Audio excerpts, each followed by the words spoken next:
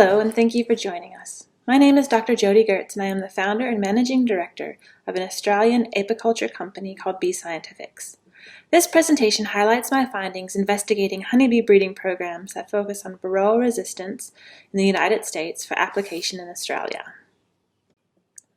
As many are aware, Varroa mites are the foremost cause of honeybee colony losses globally, impacting both pollination services and honey production. Australia remains the only country with a significant apicultural industry without Varroa. Once established, the mite is projected to severely impact Australia's honeybee-reliant industries. In small pockets around the world, however, honeybee populations have been able to survive these devastating mites through both natural and human-accelerated selection. The goal of this fellowship was to meet the people, programs, and bees that have broken through the chemical cycle to strike a balanced relationship and bring that information home to apply in Australia. The 5 groups visited during this fellowship employed different strategies for honeybee breeding and selection. Each operation has faced problems ubiquitous to building a secure and sustainable bee breeding program and have overcome those problems in their own unique ways. The varied solutions to common problems have helped the Australian honeybee industry be successful with selective breeding endeavors. My first stop was Hilo, Hawaii, visiting the Hub, the bee breeding arm of Hawaii Island Honey Company. From there, I went to Washington State to visit Sukobi, then to Louisiana to the USDA Bee Breeding Lab, and then to Indiana to visit Purdue University, and finally to meet with the Heartland Honeybee Breeders Cooperative. The Hub is a groundbreaking project linking not-for-profits, a government research agency, and private enterprise together for a common goal: developing and breeding commercially viable Varroa-resistant bees. Now, 6 years in, this project is making measurable and exciting progress. Varroa mites became established on the Big Island of Hawaii in 2007 to 2008, as did the small hive beetle. These 2 exotic pests work in concert to devastate the Big Island's managed and feral honeybee populations.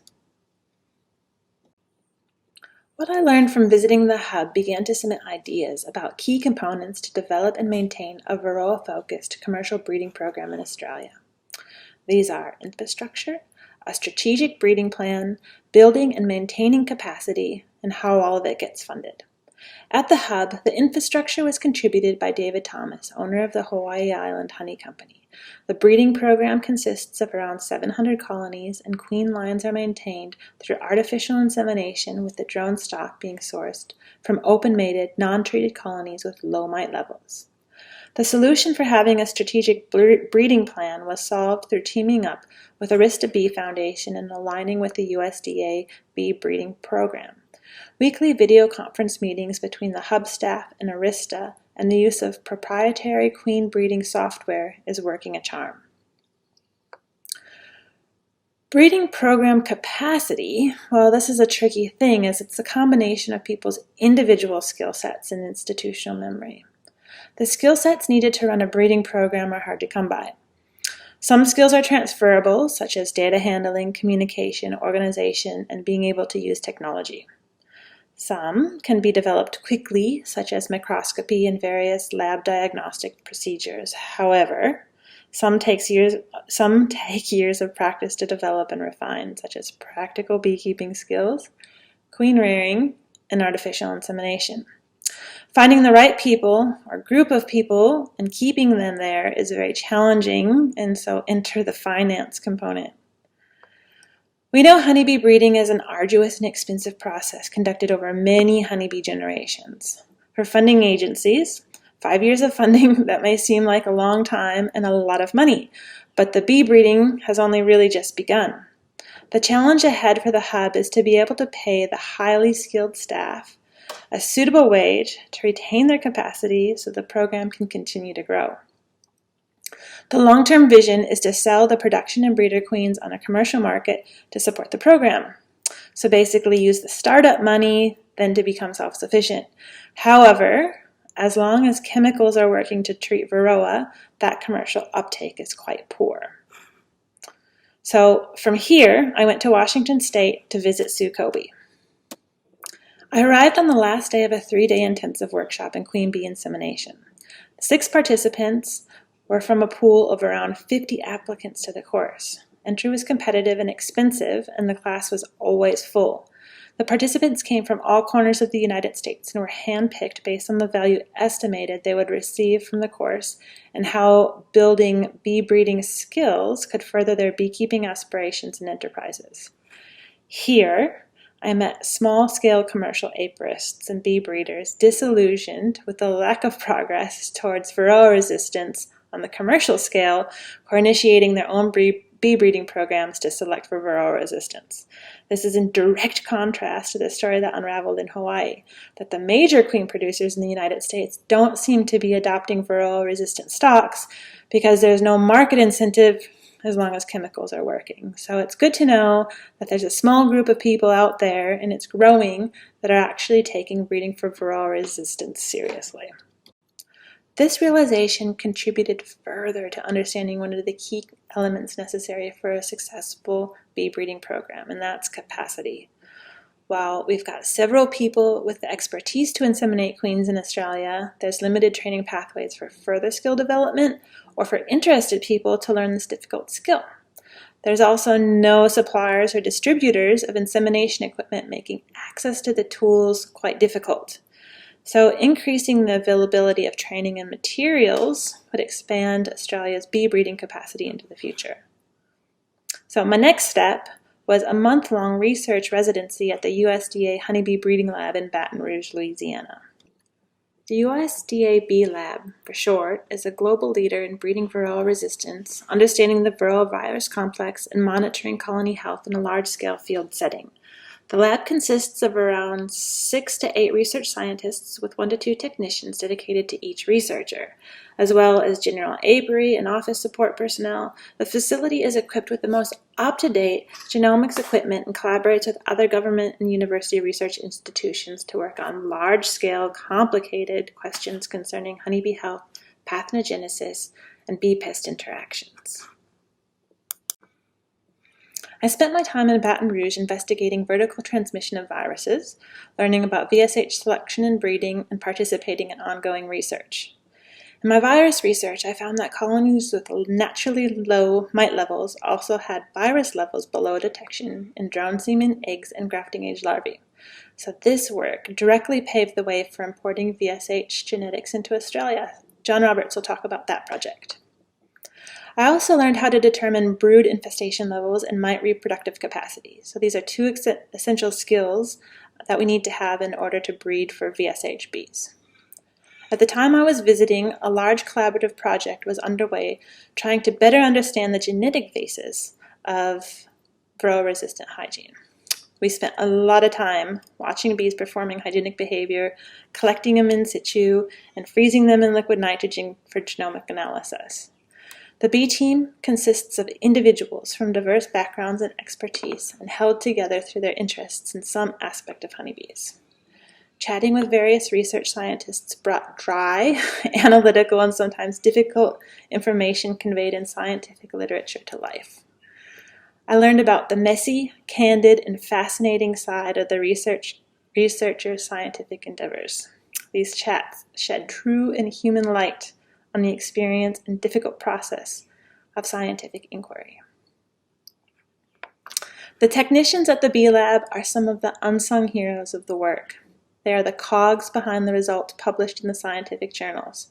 Many of the technicians have worked at the lab for over a decade and have been instrumental in the development of procedures, data collection, manual labor, and tedious tasks necessary to conduct good science.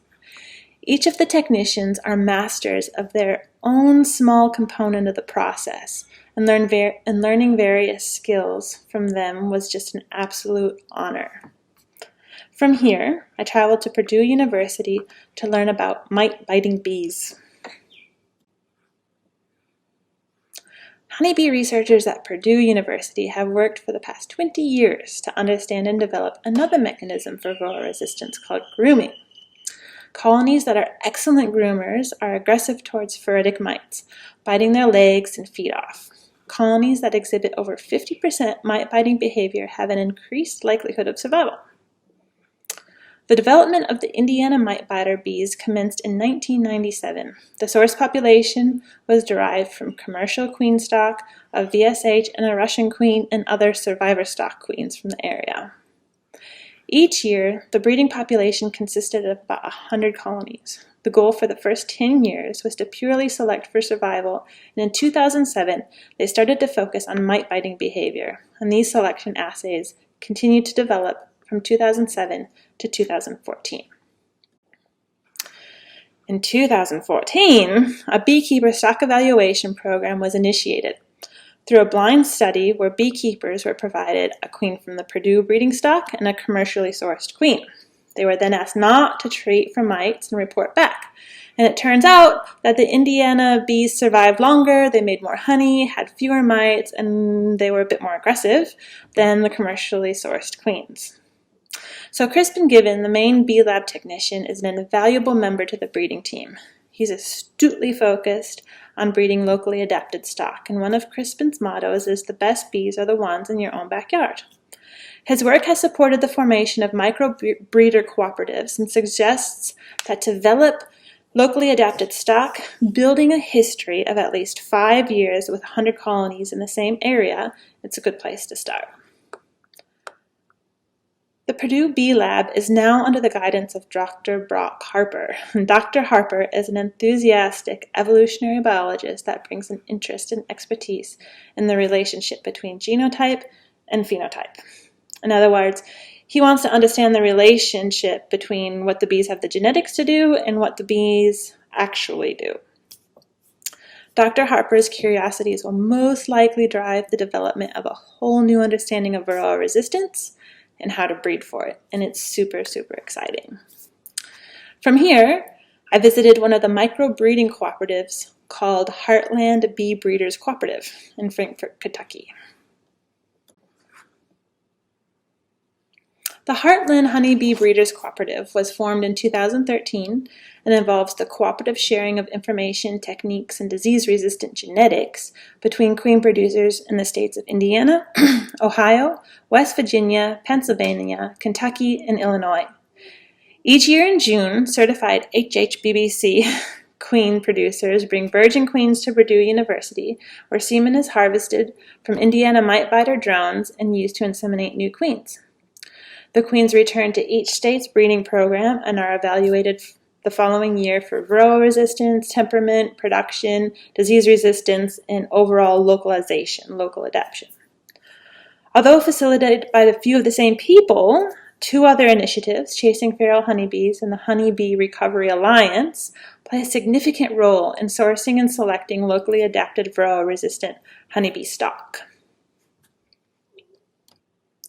I would say the most impressive aspect of the work done by the HHBBC is the grassroots level cooperation and astute practical beekeeping knowledge that is fundamental to their success. They've solved some of the key problems for a successful breeding program just by decentralizing and developing some organizational memory in the way of teaching videos and recorded presentations. However, much of the work is done just out of a labor of love, with individuals contributing significant amounts of time and money and energy to the project without direct financial compensation. The work done by the HHBBC is wholly applicable to the Australian beekeeping industry. So recognizing and maintaining feral wild populations of honeybees in Australia is essential to provide genetic diversity necessary to build a successful post-Varroa population of honeybees. And one caveat here is that many of our feral bees currently don't tolerate commercial beekeeping practices, so they don't have the temperament to be able to do this. But with this in mind, aperists in Australia could consider working toward developing locally adapted stocks that are also managed, or at minimum selected, for beekeeper-friendly traits. So here are 3 diagrams that you can't see quite well, but they're presented in my final report that detail key aspects of breeding programs and some thoughts on how we could go about developing a breeding network with decentralized cooperatives here in Australia. So please read the report for a more detailed understanding. But basically, 3 main recommendations have resulted from this fellowship. The first 2 are for beekeepers to lay the foundation for successfully navigating a post-Varroa reality, and the third is directed towards government and university sectors. So beekeepers, 1, establish decentralized honeybee breeding networks and promote technology, capacity, and genetic transfer. So important. Number 2, so prepare for living with Varroa through continued selection and development of the stock that we already have, but think about establishing and maintaining set-aside apiaries. So these would be designated as non-treatment zone, treatment-free zones, so when Varroa comes, we can start building survivor stock.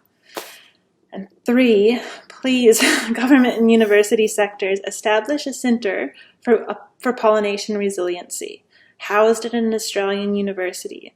We need to address the scientific questions facing the beekeeping and pollination industries today and build the capacity in our researchers and our scientists for questions of tomorrow. During my travels, I met some wonderful people and gained some important skills. Most importantly, though, this fellowship bestowed hope and inspiration. The commonly accepted view is that Varroa devastates bees and there's nothing that can be done. This is simply untrue. The programs I visited are living proof that, given a chance, the host-pathogen relationship between the European bee and the Varroa mite, it will come into balance. The real finesse and the real challenge lies not in breeding bees that can simply survive Varroa, but in maintaining commercially viable honeybee populations suited to beekeeping that can naturally keep mite populations at manageable levels. It's possible, and the Australian honeybee and pollination-reliant industries are in prime position to learn from these successful programs. So a huge thank you to the people and organizations that made this experience possible. And this report and experience is dedicated to my father, Wayne Gerdts, who passed away just after I got back home to Australia after completing this fellowship. So he's my first beekeeping mentor and one of my best friends, and I'm forever grateful for this experience to spend time with him. So thank you, and enjoy the rest of your day.